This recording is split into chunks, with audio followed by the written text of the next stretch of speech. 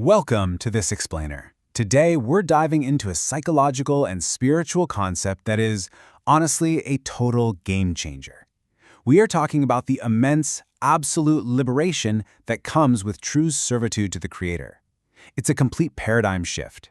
It strips away all your earthly anxieties and builds a mindset where you literally fear no one. Throughout our time today, we're going to unpack the historical, the modern, and the eternal implications of anchoring your life in this kind of absolute faith. So let's just ask the big question right up front. What does it actually take to truly fear no one? How do you reach a state where the opinions, the threats, or just the everyday pressures of the world completely lose their grip on you? Well, the sources we're examining point to one really crystal clear idea. Total submission to the Creator entirely removes the fear of creation. When your ultimate concern is the divine, all those anxieties of the mortal world, they just fade away. The late scholar Dr. Farid Ansari brilliantly captures this core philosophy. He basically says that when you connect your existence to the absolute power of God, absolutely no human or earthly threat can ever intimidate you. Think about it like this. Just as a property that belongs to a powerful king commands respect simply by association, a person who truly submits to the Almighty gains this unbreakable inner strength.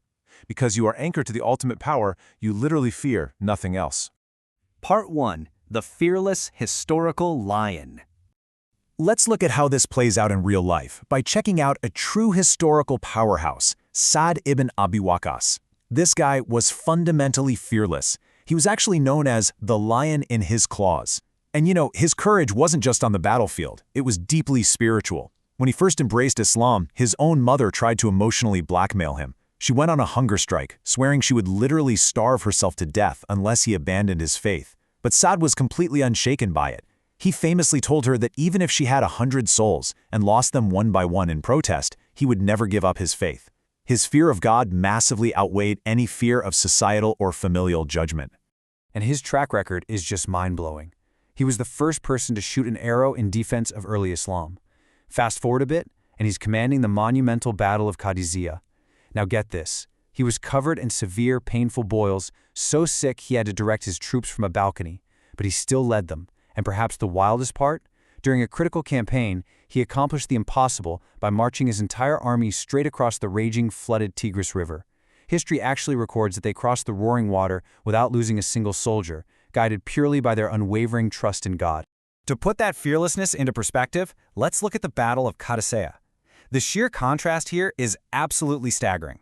Sa'd is leading an army of just 30,000 men with basic weaponry. On the other side, 100,000 heavily armed Persian soldiers, backed by advanced tactics and literal war elephants. Yet Sa'd's fearlessness and strategic brilliance, which were rooted entirely in his faith, shattered a massive, centuries-old empire. He proved beyond a shadow of a doubt that numbers mean nothing when your heart is entirely free of earthly fear. Part 2. Leaving the VIP life. Now you might be thinking, okay, that's great for ancient battlefields, but what about today? Well, it applies just as much right now. Take the modern journey of Patricia, a German woman living a life most people literally only dream about. For over 4 years, she was with a partner from an incredibly wealthy family. We are talking private jets, flying on the Concorde, cruising through London in a Rolls-Royce, even meeting Michael Jackson. But despite this VIP fairy tale, she realized true freedom isn't dictated by luxury or by Western beauty standards. She ended up trading all that external wealth for something way deeper: inner peace, humility, and absolute conviction. Her turning point is honestly fascinating. One day, she's just watching a live broadcast from Mecca on TV.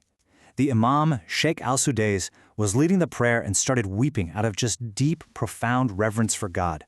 Now, Patricia didn't speak a single word of Arabic, not one. Yet that pure emotion and sincerity absolutely shattered her worldview. She just started crying uncontrollably. Her soul recognized the truth in that moment, pulling her toward Islam and a life of absolute servitude to the Creator. So she steps entirely into the unknown. She walked away from her wealthy partner because he wouldn't commit to marriage, leaving every bit of that VIP luxury behind. She's now a single mother starting from absolute zero, battling autoimmune diseases like Hashimoto's and psoriasis. But she relied completely on God. And you know what? That faith was rewarded. Against impossible odds, no job, no credit, she secured a beautiful home for her family through this miraculous chain of events.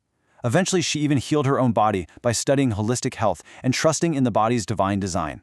Before deciding to wear the hijab, Patricia found herself on a public bus in Germany, asking herself a really tough question.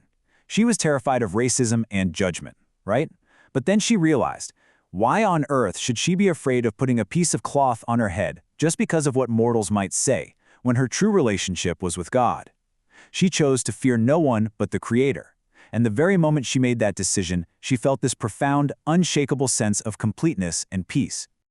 Part 3, the ultimate eternal reward. So, if a person lives their life with this kind of incredible courage, fearing no one, walking away from temptation, just staying patient, what is the ultimate reward for all of that? The sources give us this breathtaking glimpse into the first 5 days of paradise. Day 1, a heavenly banquet where all earthly pain is completely erased and you're granted physical perfection. Day 2 is for exploring magnificent palaces and joyously reuniting with your loved ones. Day 3 is a wondrous market where a gentle breeze endlessly increases everyone's beauty. Day 4 is a majestic divine gathering, but the absolute pinnacle is Day 5. This is where the ultimate, unimaginable reward happens, seeing the face of the Creator directly without any veil, an experience so beautiful it makes every single previous bounty pale in comparison. One of the most emotional moments detailed in these texts is that first encounter with the Prophet Muhammad. Think about it. Amidst millions and millions of people, how is he going to know it's you?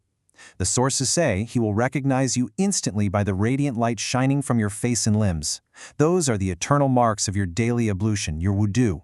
He will hand you a drink from the magnificent basin of Kawthar, a drink so pure you will never, ever feel thirst again, and welcome you with an eternal embrace. Imagine the profound peace of hearing the Prophet say to you, a person is with the one they love, as he shows you your eternal home, a majestic palace made of gold and silver, rivers of honey, crystal clear water, all built specifically to reward your patience, your sacrifices, and your absolute fearlessness in this world. It is the ultimate validation that your earthly struggles and your brave choice to stand firm and fear no one were entirely worth it. So I really want to leave you with this final thought to reflect on today. Take a look at your own life and ask yourself, what earthly fears are currently holding you back from experiencing this kind of ultimate spiritual freedom? Whether it's the fear of losing status, the anxiety of societal judgment, or just the worry of an uncertain future, what are you willing to trade to achieve that unshakable peace where you truly fear no one?